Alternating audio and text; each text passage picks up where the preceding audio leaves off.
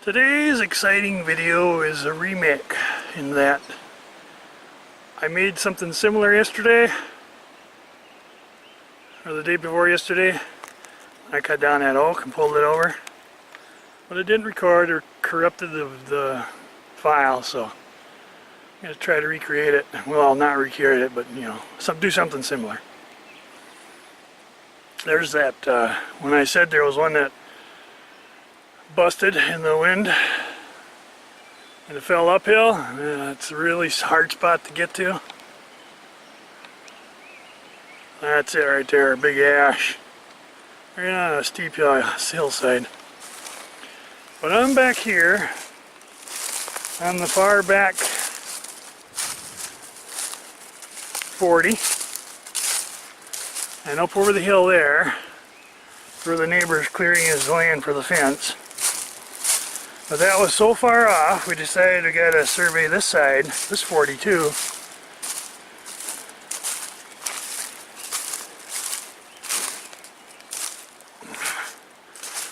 So we did that on our dime. And there's the old no trespassing sign by the neighbor. And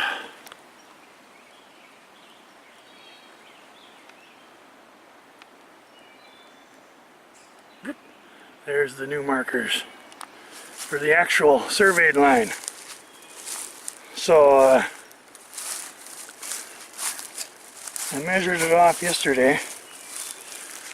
1, 2, 3, 4, 5, 6, 7, 8, 9, 10, 11, 12, 13, 14, 15, 16, 17, 18, 19, 20, 21, 22, 23, 24, 24 and 2/3. If I just elongate my step a little bit, that's about a yard. So 24 is 72 plus 2 feet. We picked up 74 feet down in this little hollow here. I put in a trail, kind of laid up some of the branches here as close as I could get to where I think the line is now. It's only marked in like 4 places. But the reason we never came back here, of course, is because I thought there was just a little bit of a little cubby. Come down the steep hillside and you're pretty much still on the steep hillside by the time you get to the property line, right? So it goes far enough down this hill now. New property line that is very navigable. Up there, it's the one really steep part. I got a trail in there now. It's you can come down it, but you can't really go up it. And then I was clearing it with the gator and the wagon, but I had trouble getting up this side too.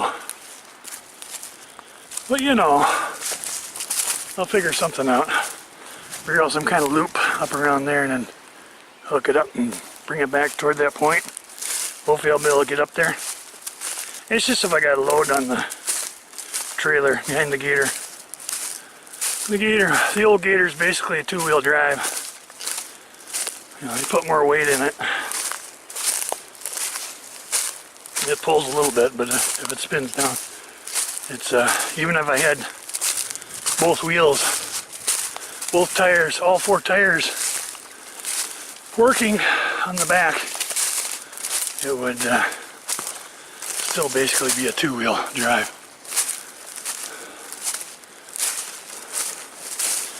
Because of the wide flotation tires, there's just not enough grip.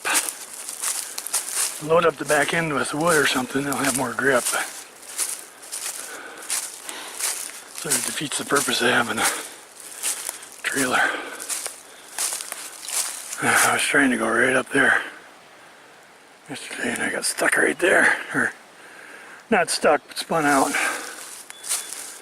So I come up around here and got another run at it. And I believe I put a couple wheels on the neighbor's property, so I can't put a permanent trail right there.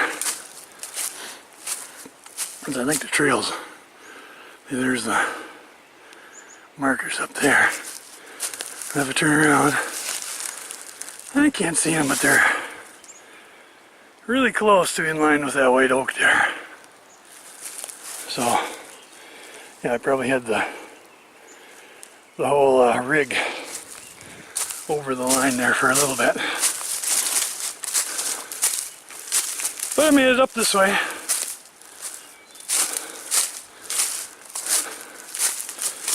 I thought I'd take you up here quick. Show you what the other neighbor did. Whew.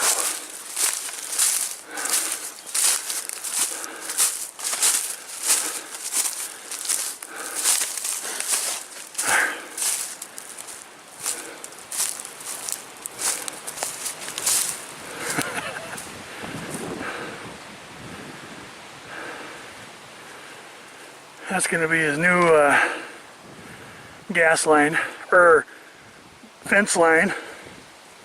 Jeez.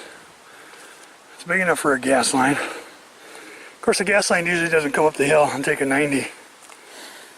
I think I would have left this hill natural up here in the corner, just clear up enough to put the fence up to the corner here. And then put the hay wagon riding trail down below on the saddle down there. But it's the neighbor's land. He can do what he wants.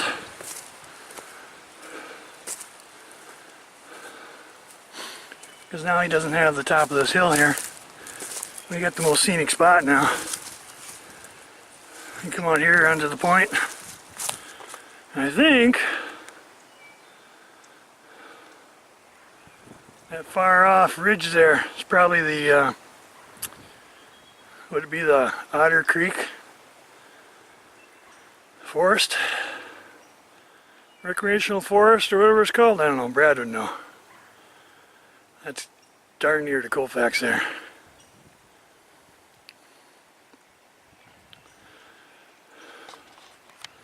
So the neighbor actually gave us a hell of a view. Put an Amish cabin back here and just be happy as a pig in slop. We got some lumber oak in here yet.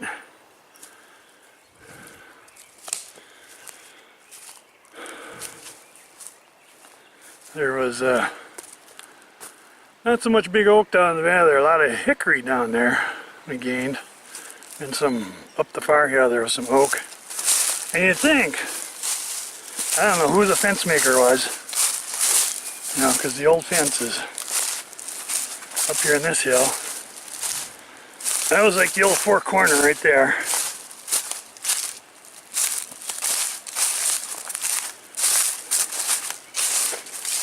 Separated this neighbor from us right here. And I think it's about, up here it's about, the new line's about 65 feet, maybe almost 70 feet further that way, and 30 feet further that way. So, and, you know, just up over that steep hill, back down a really steep hill, there's a USGS, you know, permanent marker. So it's not like they didn't have something to go on, but the fence maker must have had a little hitch in his giddy up. Maybe his left leg was a half-inch shorter than the right, depending on which direction he put the fence in. I like marched which way he marched it off, because it was only about 15 feet off, right on the top of that far hill. But by the time he got to the valley there, he was already 74 feet off, approximately.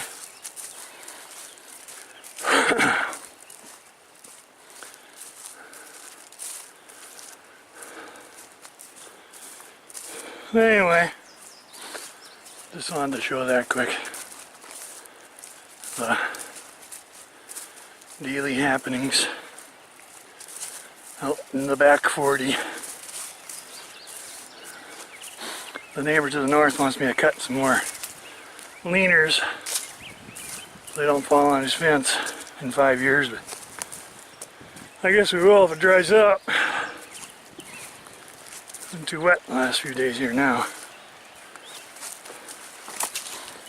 Probably saw my one capital expenditure from 4 this year. Actually, it's not. I think I got a chainsaw this year too, but it's my little red wagon for hauling wood.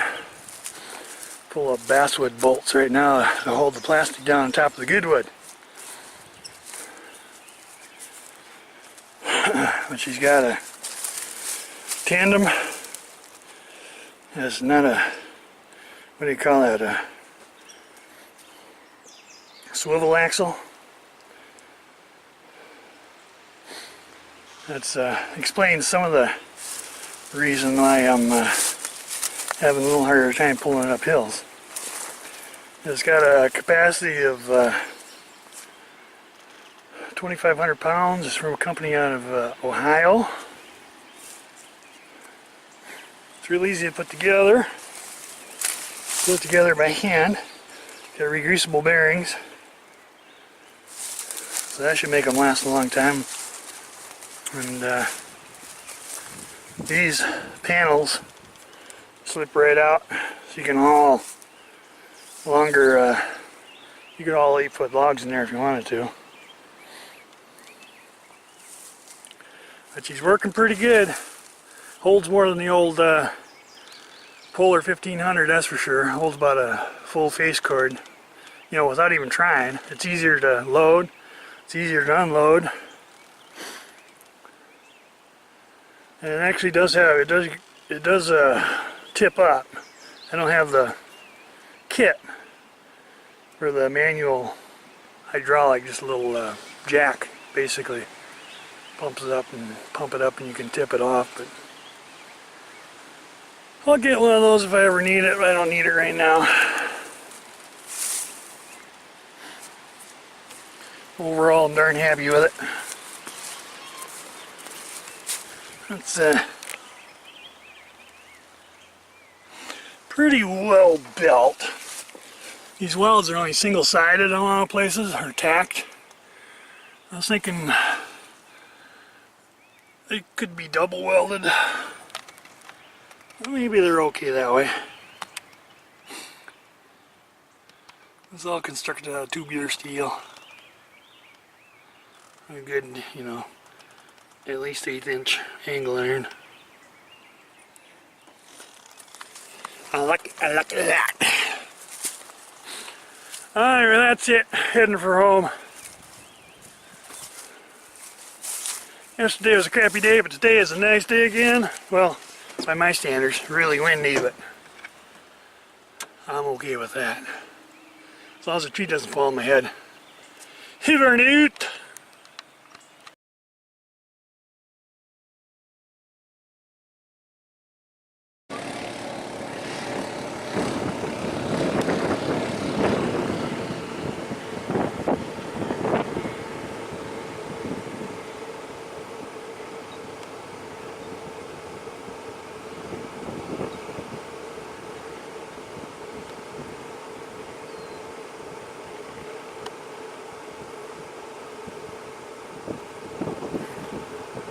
Them bossies are on a mission. They must be thirsty. Or they're just fueling their oats. Even though all they got to eat is grass.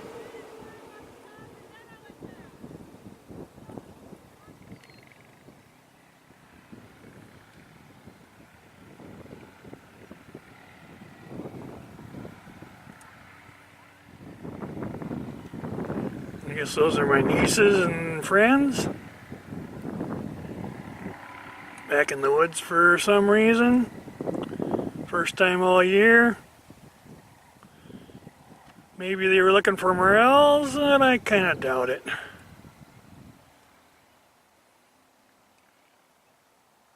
It won't be out for another week anyway.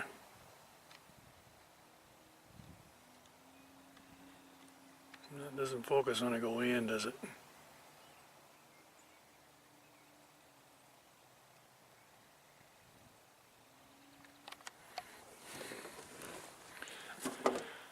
And up over here, well, it's not showing really good because the sun's going down.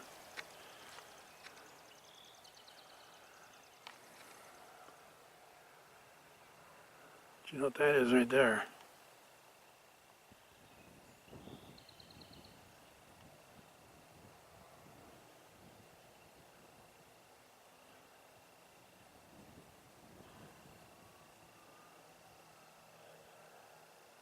"50 Shades of Green."